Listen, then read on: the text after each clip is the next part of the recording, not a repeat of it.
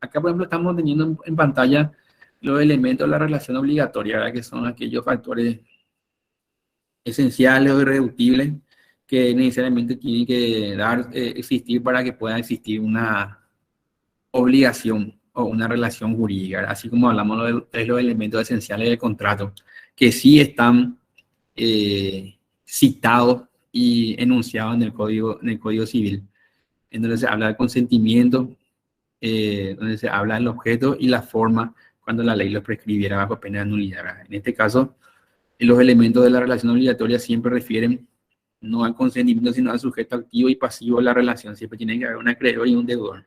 Si no es así, no estamos en presencia de una obligación. El objeto, que no es otra cosa que la prestación, que puede consistir en dar, hacer o no hacer. Siempre esas tres grandes categorías, y a su vez las obligaciones se dividen otra vez en dar cosas ciertas, en dar suma de dinero, etcétera, etcétera. Entonces, de acuerdo al tipo de prestación en que estamos, uno puede otra vez tener cierta forma de movilidad, como se dice. Porque cuando uno está frente a una obligación, la única forma de que esa obligación pueda tenerse por cumplida y pueda extinguirse mediante el pago. Eso dijimos hace rato y estamos siempre repitiendo, y el pago no es otra cosa que el cumplimiento de la prestación. Uno coloquialmente piensa que pagar es agarrar la plata. En realidad, eso es cuando se trata de una obligación de dar suma de dinero nomás, pero cuando se trata de otra forma de obligaciones, por ejemplo, dar una cosa determinada, yo tengo que dar o dar esa cosa determinada. Si entrego una cosa diversa a ese objeto determinado, bueno, entonces la obligación, no estoy cumpliendo con la obligación. Y ahí es donde se recurre a las otras formas alternativas, por ejemplo, como el pago en consignación, etcétera, etcétera, en donde, eh, donde se habla de las obligaciones de objeto diverso, donde se habla de la facultativa, donde yo puedo elegir cuál quiero cumplir, etcétera, que dimos en su momento la facultad, pero que eso tiene su forma de plasmarse en la realidad, ¿verdad? Y que justamente eso es lo que analizamos nosotros y vamos viendo como para cuando tengamos un caso real, poder dar la solución y no solamente repetir lo que es una obligación alternativa o una obligación facultativa. En realidad, cuando estamos frente a ella, buscamos cualquier otra solución, menos la solución que contiene el código o la cláusula contractual referente a esas obligaciones, ¿verdad? Entonces, eso es lo que es importante, identificar ante qué tipo de obligaciones estamos de acuerdo al objeto, es fundamental.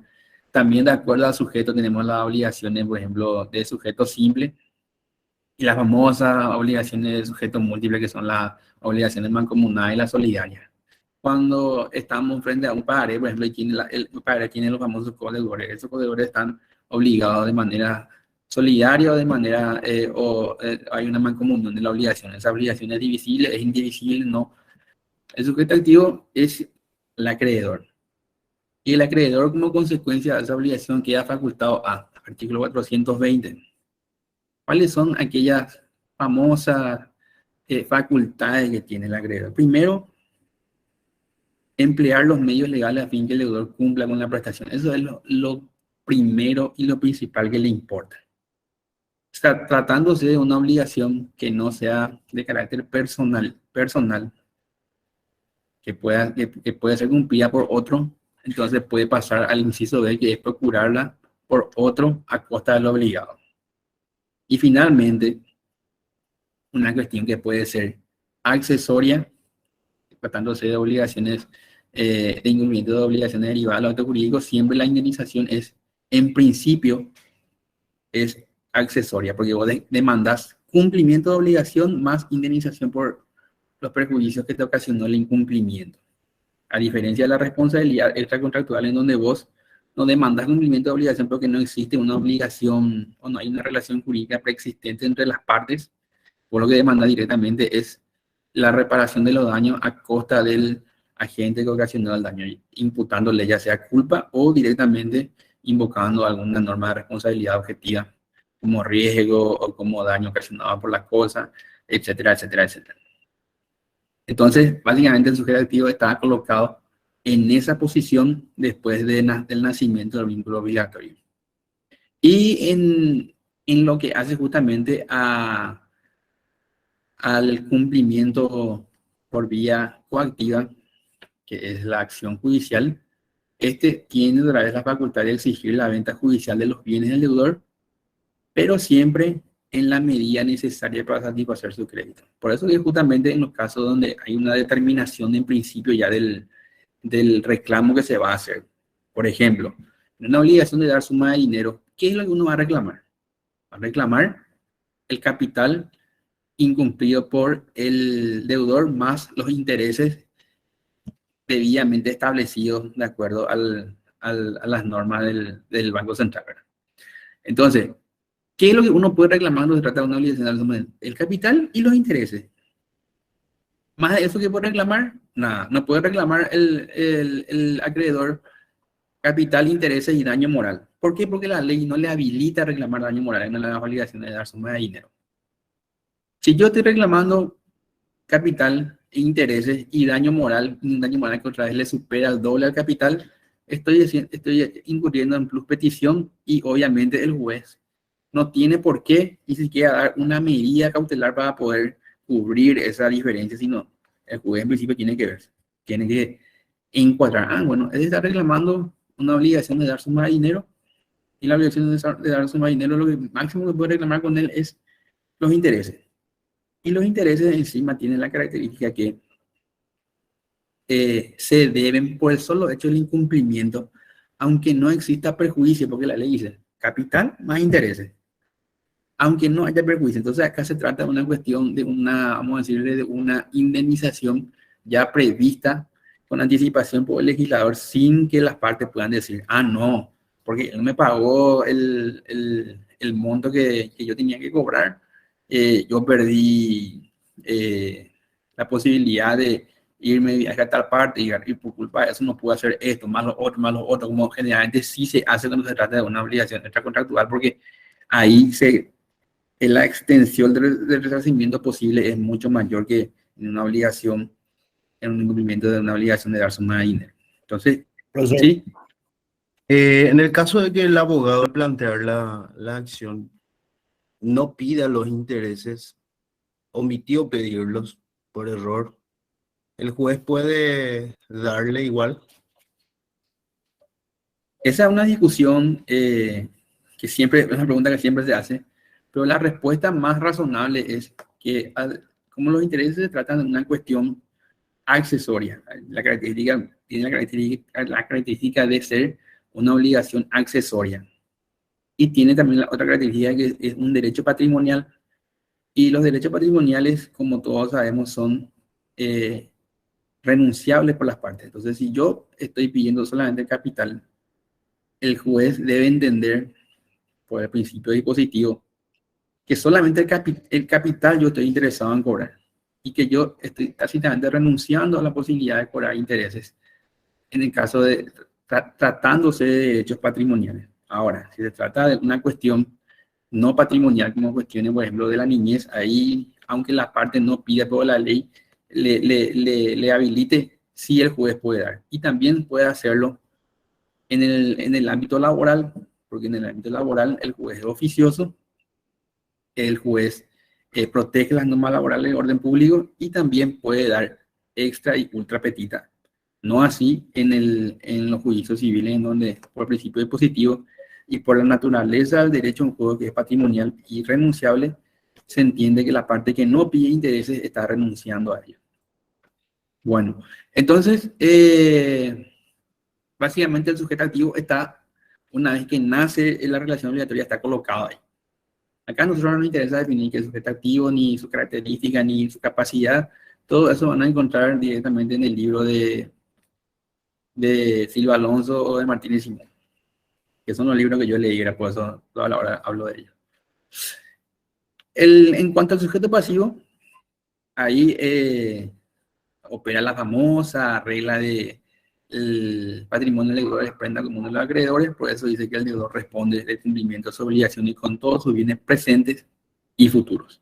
Presentes desde el momento del nacimiento de la relación obligatoria y futuros lo que va después del nacimiento adhiriendo a su patrimonio.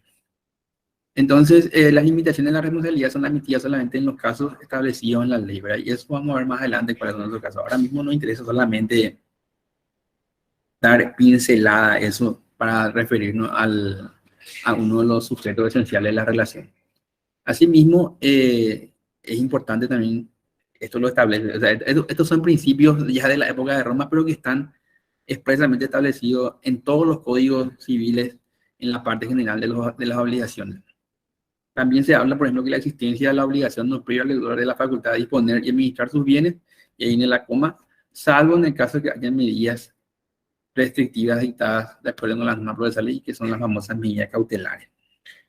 ¿Verdad? En general, uno al asumir una obligación tiene siempre la plena facultad de disponer de sus bienes y de administrarlo, ¿verdad? Todo ello, ¿verdad?, sin perjuicio de las medidas cautelares e incluso las acciones de impugnación de los actos de disposición que tienen los acreedores, como la famosa acción revocatoria y demás cuestiones, todo dentro de los límites y la forma establecida en nuestro código.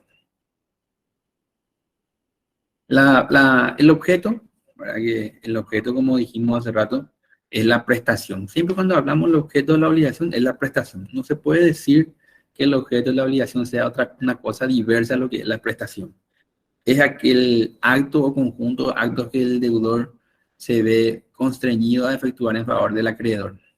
Y en síntesis, hablando mal y pronto, el objeto de una obligación es aquello que debe el deudor, aquello que el deudor tiene que ejecutar y que se obligó a realizar en favor del acreedor, ya sea a cambio de una contraprestación o por cualquier otro motivo, pero lo cierto y concreto es que después de constituir la relación obligatoria, él quedó en la posición de cumplir con esa prestación en la forma y en el tiempo establecida al momento que esa obligación tuvo su generación.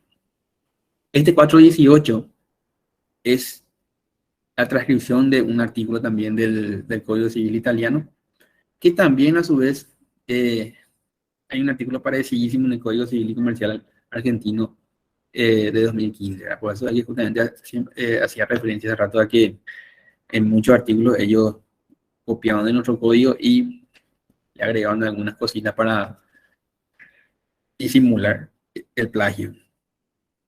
Este artículo 418 dice justamente aquello que nosotros vinimos señalando y venimos diciendo, que la prestación que constituye el objeto de la obligación primero tiene que ser susceptible de valoración económica, fundamental, y corresponder a un interés personal del acreedor, aun cuando no sea patrimonial.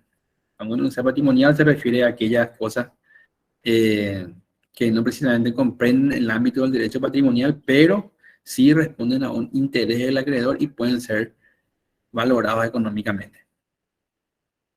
La prestación consiste, como dijimos, eso siempre tiene que acordarse, dar, hacer y no hacer. Y la próxima clase vamos a desarrollar eso más a profundidad.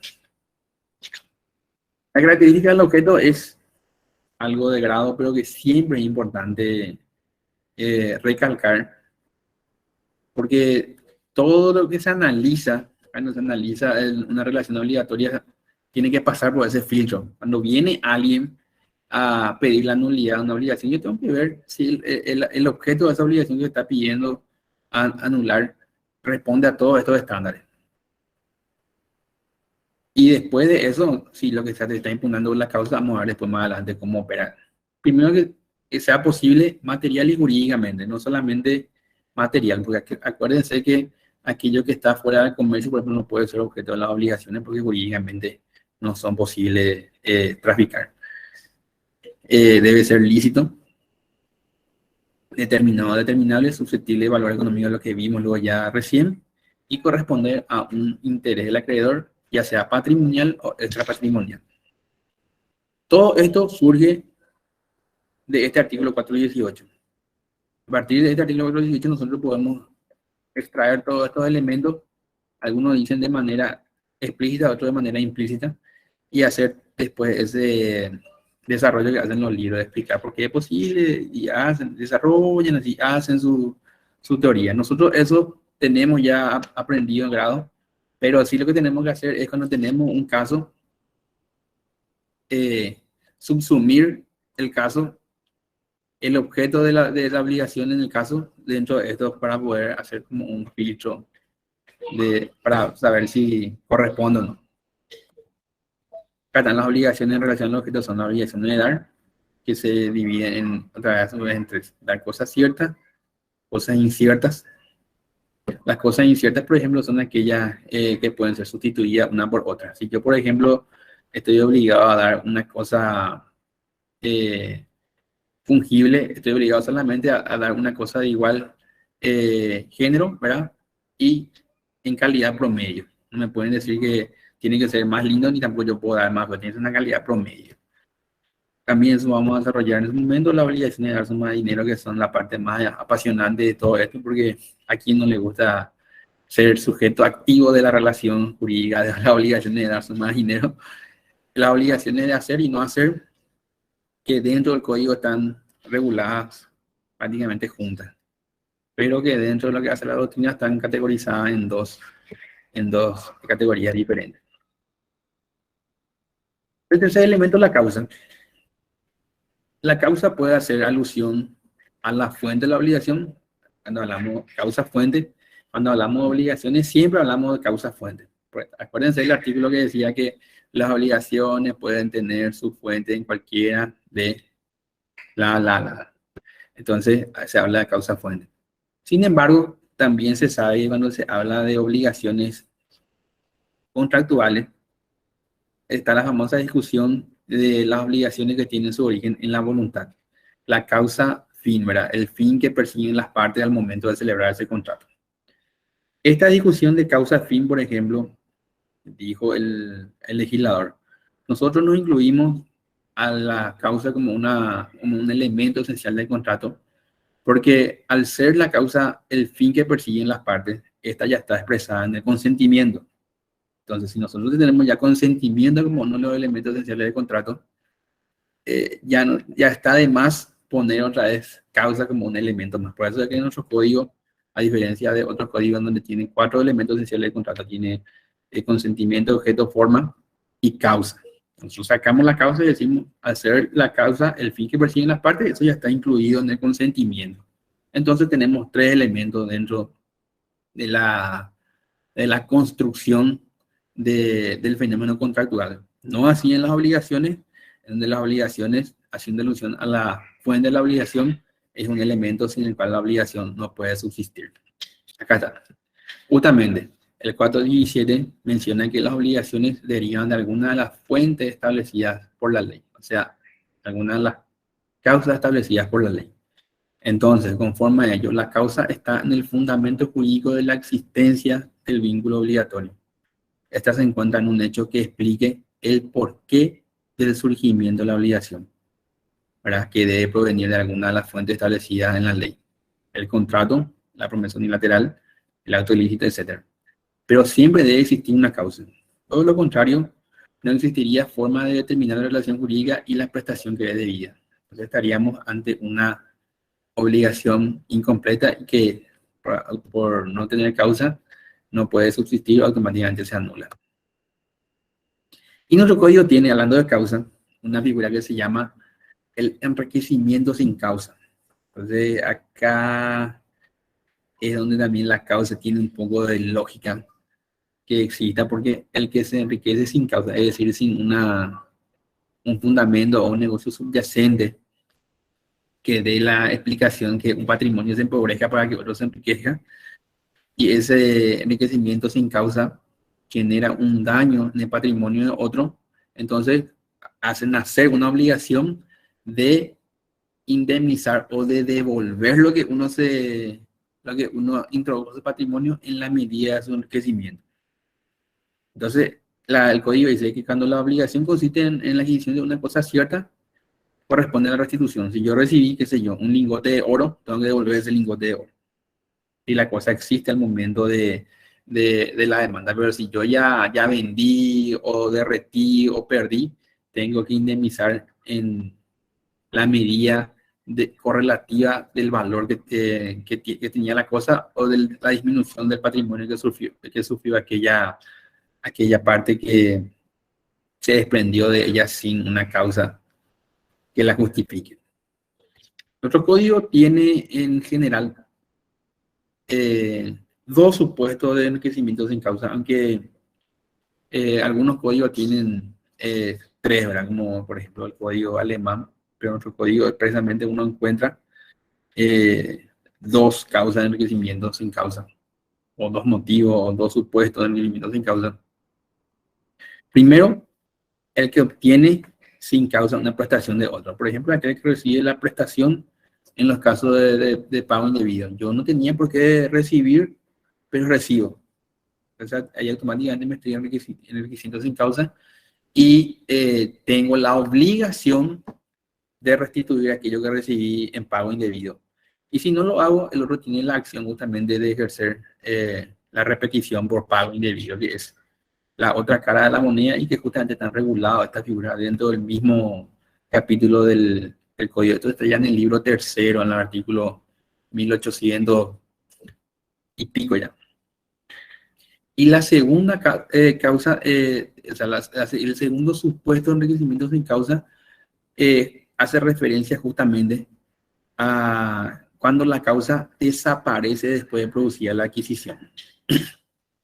Y el ejemplo es cuando un contrato unilateral queda anulado, el beneficiado debe restituir los bienes que adquirió. Si yo, por ejemplo, si yo recibí un bien producto de una relación contractual y ese contrato se anula, eso genera automáticamente la obligación de que yo restituya los bienes adquiridos. En caso de que no sea así, entonces hay un enriquecimiento sin causa y por tanto,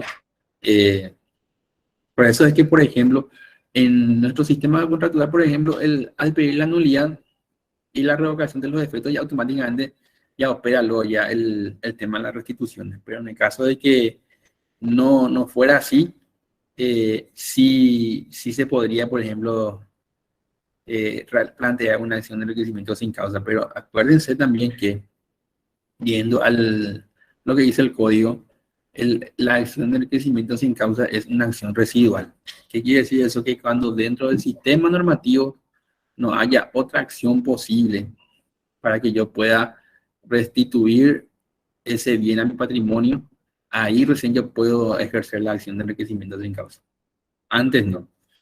Hoy, por ejemplo, me llamó una colega, una jueza, y me comenta un caso, la verdad que no es tan civil, pero tiene que ver con prestaciones indebidas, vamos a decir. Porque me dice que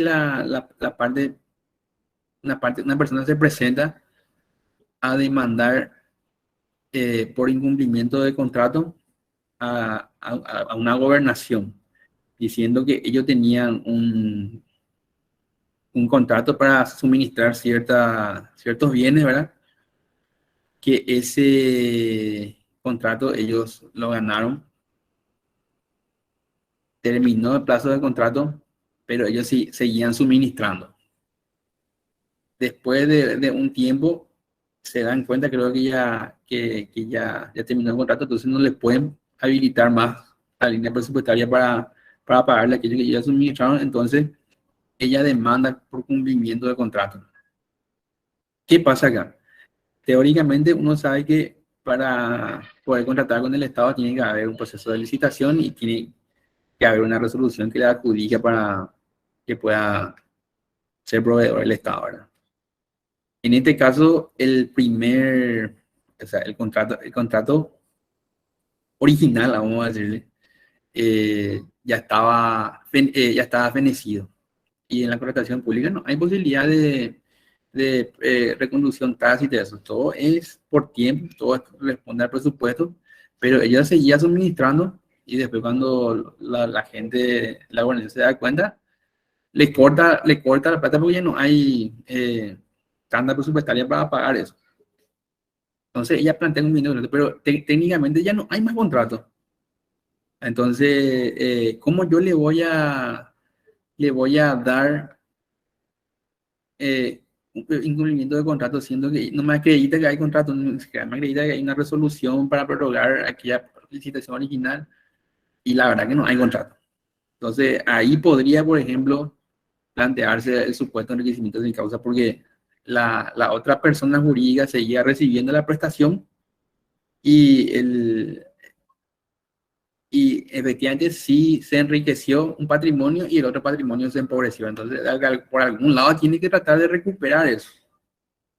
Podría ser una posibilidad. Profe, yo tengo una pregunta que me quedó ahí colgando.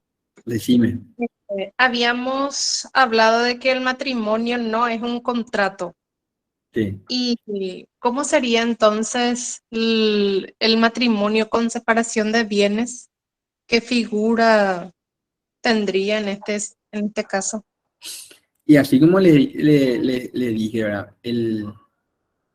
El acto jurídico en general es el matrimonio. Dentro del acto jurídico matrimonio, ¿verdad? Que tiene sus complejidades, que es un acto jurídico formal y solemne, la ley le da la posibilidad a los esposos de celebrar las llamadas capitulaciones matrimoniales.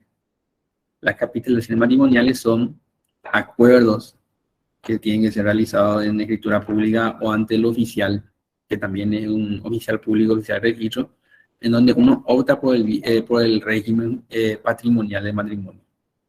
Pero no es un contrato. ¿Por qué no es un contrato? Porque no, no modifica una obligación preexistente, como si le puede hacer un contrato. El nacimiento del vínculo matrimonial no está, o sea, el vínculo matrimonial en sí no está equiparado a una relación obligatoria, porque en el matrimonio no hay acreedor, no hay deudor, ahí hay esposo, consorte. Sí, el matrimonio, aparte del aspecto que hace la relación de familia, tiene, vamos a decirle, su dimensión patrimonial, en donde existe, dependiendo del régimen, el sistema que adopten los esposos, la obligación de aportar dentro de sus condiciones a los gastos del hogar y a la crianza de los hijos. Pero las disposiciones del Código Civil y de la Ley 1/92 no le permite libremente a los esposos acordar sobre cualquier punto, solamente sobre puntos limitados. Y uno de los pocos puntos que le permite es la opción por el régimen patrimonial del matrimonio. Pero la tendencia es que de las relaciones de familia también eventualmente nazcan obligaciones indemnizatorias. Por ejemplo, últimamente se está hablando mucho sobre la indemnización por falta de reconocimiento de hijos. Se habla sobre la indemnización que reclama uno de los esposos al momento del divorcio, y culpándole al cónyuge declarado culpable de que a causa suya o a causa de un hecho que se les es imputable, el vínculo matrimonial llegó a su finalidad, incluso por todos los exámenes y malos ratos que le hizo pasar, el famoso daño moral. Entonces, por más que en principio o la doctrina clásica habla de que las relaciones de familia no tienen un aspecto patrimonial, la tendencia es que sí puedan hacer obligaciones patrimoniales derivadas de las relaciones de familia, principalmente de los daños derivados de las relaciones de familia. En nuestro caso, en nuestro país, nuestro código es un código en la parte de familia, es un código ultra conservador, pero el, el derecho comparado en general ya contempla expresamente la posibilidad de reclamar daños derivados de las relaciones de familia, por ejemplo. Entonces, es todo un tema. Pero es cierto lo que dice el compañero, de acuerdo a la regulación legal de nuestro sistema normativo, la parte, o sea, lo esencial dentro del acto jurídico matrimonio es la vinculación familiar y todo lo que deriva de ello, ¿verdad? Y por eso es que, por ejemplo, en nuestro código todavía se establece el deber de fidelidad, por ejemplo. El deber de fidelidad es tanto tal así que el adulterio es una causal de divorcio.